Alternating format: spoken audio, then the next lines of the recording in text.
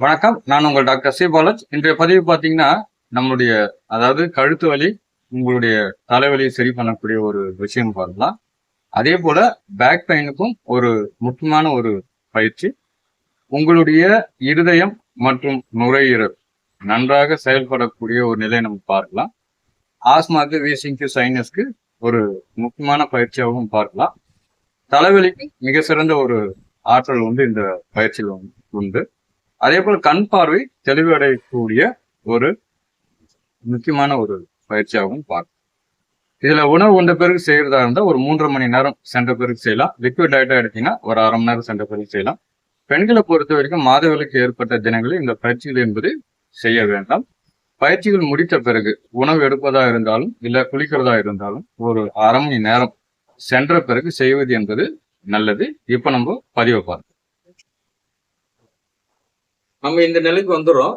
உங்களுக்கு சப்போஸ் மூட்டுல பிரச்சனை இருந்ததுன்னா இந்த இடத்துல பெட்ஷீட்டோ இல்ல தலையணையோ பயன்படுத்தலாம். பின்ஸ்தானத்துல செல்லும் பொழுது மூச்சு காத்து இழுப்போம். இங்க வரும் பொழுது ஃபார்வர்ட்ல வரும் பொழுது மூச்சு காத்து என்பது வெளிவிடப்படுகிறது. அந்த நிலையில சாதாரண ஒரு மூச்சு.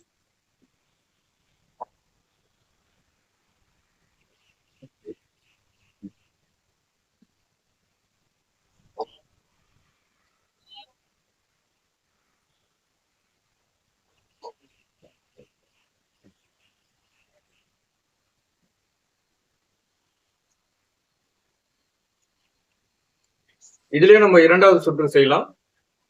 இப்போ உங்களால சப்போஸ் என்னால இப்படி 2 கையிலும் கொண்டு போக முடியல அப்படின்ற ஒரு பட்சத்துல இந்த ஒரு கை மட்டும் கொண்டு போகலாம்.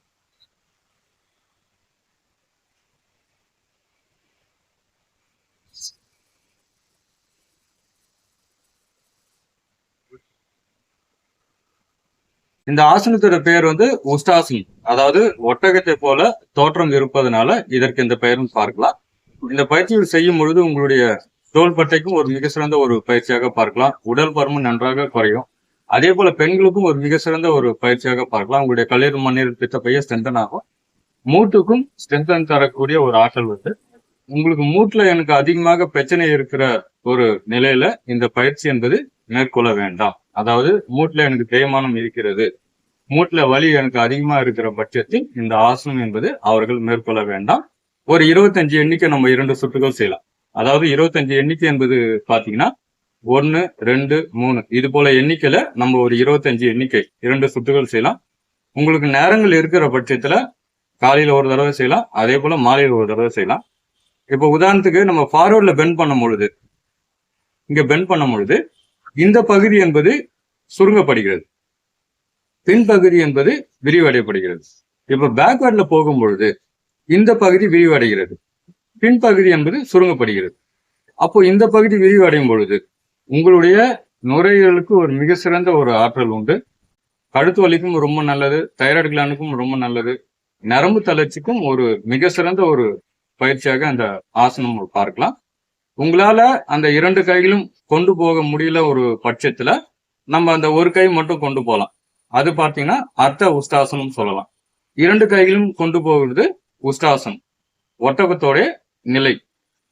இதுல ஏதாவது உங்களுக்கு சந்தேகம் இருந்தால் கமெண்ட்ஸ் தெரியப்படுத்தவும். நன்றி, வணக்கம்.